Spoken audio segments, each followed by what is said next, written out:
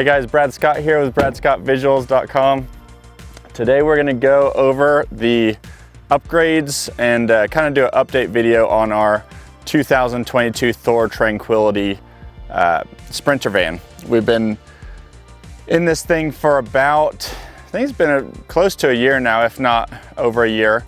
And we've done a bunch of tweaks to it, kind of made it our own and changed the things that we didn't like, fixed some things that were bugging us. So we're gonna go over that today. So let's get to it. Okay, so we're gonna start in the back of the van because this is kind of where we've done most of the upgrades. We put a full Al Vans kit on the back. So starting on the left-hand side, the Thor Tranquility, at least the 19L, doesn't come with a spare tire. So one of the first things we wanted to do is make sure we had a spare tire and a way to carry that. So we went with the Al Vans tire carrier. It's not the ladder one. I didn't want a ladder on the back. I just kind of wanted it to be a little bit more simple, and that saves a little bit of cost as well. I believe the ladder is about $200–300 more for the ladder. So speaking of tires and wheels, we really wanted to kind of change the look up, and also we were having a little bit of issues with getting a shimmy when we were driving. There's a lot of vibration going on anytime we got over about 60 mile an hour or so.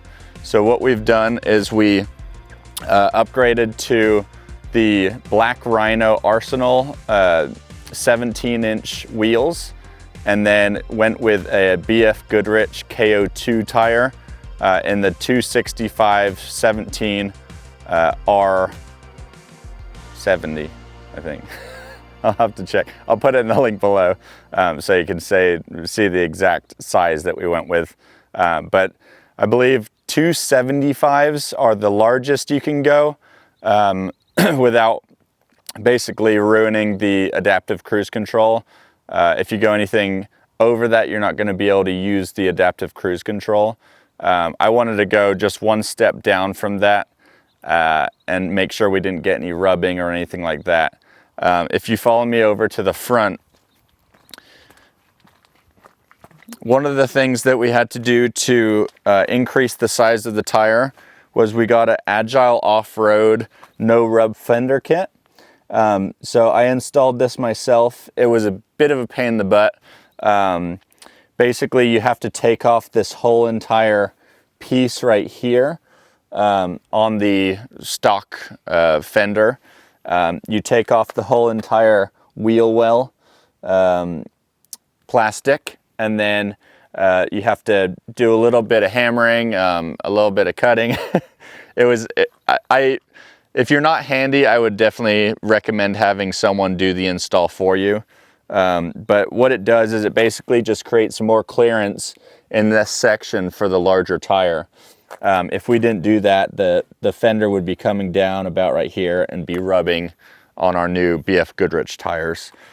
So we changed that. One of the other things we got for the tire carrier was this Rotopack system. This is a 2-gallon fuel tank, so we can fill this up with diesel. If we're out in the backcountry, we have at least 2 gallons of diesel that we know we can, if we're just barely there and we would have run out of gas, this will save you. I might end up getting another one of these and mounting it somewhere else on the van, maybe on the box here. And we're gonna move onto this side over here. So this is the Al Vans B2 carrier, and we've got the 1-Up bike racks on here. The reason I wanted to change from the Thule bike rack that comes stock on the Tranquility is we have the e-bikes. We've got full suspension e-bikes from Giant and Liv, and although they're not the heaviest e-bikes in the world, they're still heavier than your standard mountain bike, and the Thule bike rack wasn't rated for that weight. So this setup, we've driven 3,000 miles with our e-bikes on it before. These bike racks make it really easy to be able to mount your bikes. All you do is open up these trays,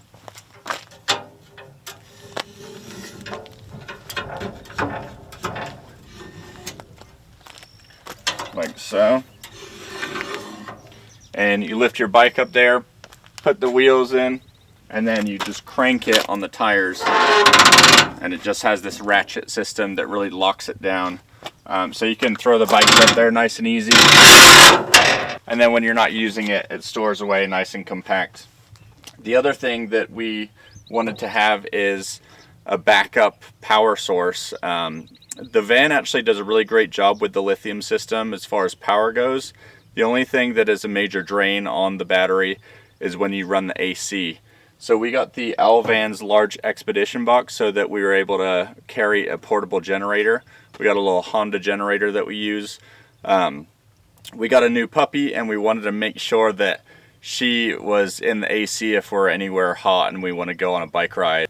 So this expedition box does a great job of being able to carry a portable generator. It locks, it's got this nice little handle system with a key there, so you just lock it up when you're not using it. The other thing I really like about this setup is it still allows you to open up both doors. You just open these up, nice and easy. So the nice thing about this setup is both the tire carrier and the B2 carrier from Alvan's actually mounts to the hinges of the van, so there's no pressure on the door itself. These hinges are rated for a bunch of weight. And one of the other upgrades that we made that you can't see is when we mounted both the tire carrier and the B2 carrier from Alvan's, we added some Havelock wool insulation. It's basically just real sheep's wool. Smells like it comes straight off the farm. But we put it all in the door on both the top and the bottom, just packed it full of the Havelock wool to add insulation. There was a lot of, I think, upgrades needed as far as insulation goes in these back doors. All we found was one tiny piece of insulation in the top panel, and that was it. So after we did that, we noticed that when we want the cold to stay out, it stays out, and when we want the heat to stay out, it does the same thing. It's just really good insulation. If you haven't noticed already, we left the van nice and messy for you this time. We had some people saying that they didn't think it was our van and it looked too clean and we didn't do any cooking. So yeah, we don't cook that much. We ate cup of noodle last night. We're not big cookers. We eat at restaurants all the time. So what we've done to the back of the van has made a huge difference. In the first video that we made, we were talking about the possibility of getting rid of the rear upper cabinet. It was just really uncomfortable for Lindsay when we were sleeping, and kind of the whole thing we wanted to have in the back of the van is to be able to hang out back here, have the doors open, enjoy the views. And so what we did was got rid of the whole entire back cabinet. We repurposed the doors from the cabinet to cover the side panel where it was mounted into the side cabinet. And then we also used one of the doors from the back cabinet to take out the microwave setup and use that as additional storage since we got rid of the back cabinet. So it's really opened everything up. It's a much better use of space for us personally. It feels way better hanging out back there, way better for sleeping. It's just overall more comfortable and enjoyable to be in the back of the van with the back cabinet gone. Hello! We wanted to introduce you to our new puppy. This is Olive. She kind of looks like a little, oh, she wants belly rubs. She loves belly rubs. She's our new little puppy. She's a Bernedoodle mini. And she's going to be our little adventure girl. She loves the van and she has so much fun just hanging out. And she, as you can see, she's very comfortable. So that's our new little puppy you're going to see around. I think you might have caught a little sneak peek of her in the little window when Brad started the video. And this is her. She's super cute. But we're going to talk about the upgrades or changes that we made to the inside of the van. And one of the first upgrades that, or maybe it's not considered an upgrade, but it's a change that we made, is this space had a really tall ceiling. And because, like Brad talked about, we removed the back cabinet, we decided to add this shelf, which is from White Top Adventures. And it's just a cabin shelf that mounts to the points where there's the hooks inside of the van. And it's created this nice extra space for us to store, like right now we're storing the covers for the front windows. But you can put anything that you want up here, towels, extra little boxes. So that was a nice added feature that we put in since we got rid of the cabinet. This is where the microwave was in the cabinet that we removed, and we just had to take the old cabinet door right from the one that we took off in the back and just pop it right on here to cover it, and we just made it extra storage. So right now we have our towels and some extra sheet pieces in here, and that worked out really great for us because we don't use the microwave like we said before, and now we have this extra storage. Now with the other side that we made the cabinet door work, we had to cut it in half and re-put on the this little side covering piece to make it a smaller cabinet to fit back here.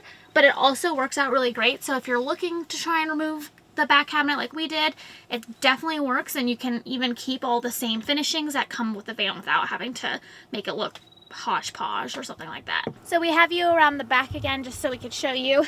This is the piece that we cut from the other cabinet part and then glued on this edging, and you can see it just makes a perfect little cabinet door. Has a small little cubby for your jackets or clothes, and just fits right in, blends right in with the original cabinet that's left there. And we also moved the electrical a little bit because this reading light was on the original cabinet. So when we took it down, we saved the wire and just pushed it back up here and then screwed this one on. So you still have both reading lights for extra light when you don't want to have the overhead light on. The biggest thing about removing the cabinet for us was about enjoying the views. And as you can see now, you can have the views out the backside and really look at the landscape and enjoy hanging out in the bed and reading a book and having the doors open and just taking in the scenery wherever you are. We almost forgot to show you a really big upgrade that we made is this plush beds handmade wool topper. Once we took the back cabinet out, we realized we didn't really need to keep the bed so low profile. We ended up getting a plush beds natural latex topper that was the 3-inch one. But then ever since we took this out, we had more space to work with. So this is like a major upgrade. It feels like a pillow top. They are quite expensive, but well worth it if you're going to be sleeping in the van a lot. This is all handmade wool topper. It just adds a lot of cushion to the bed. It feels amazing. So I'll leave a link in the description for that one as well, where you can get both the latex mattress topper and the wool topper.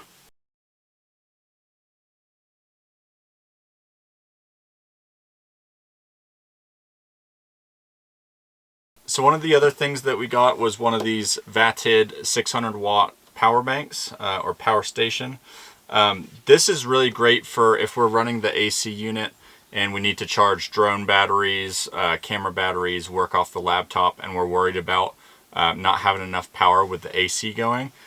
This is really nice for just additional power source for just charging those little things. It's a fast recharge on it, so if you plug it in at home or any other AC power, you can recharge it. It's got a fast charger and it only takes about 3.5 hours to recharge.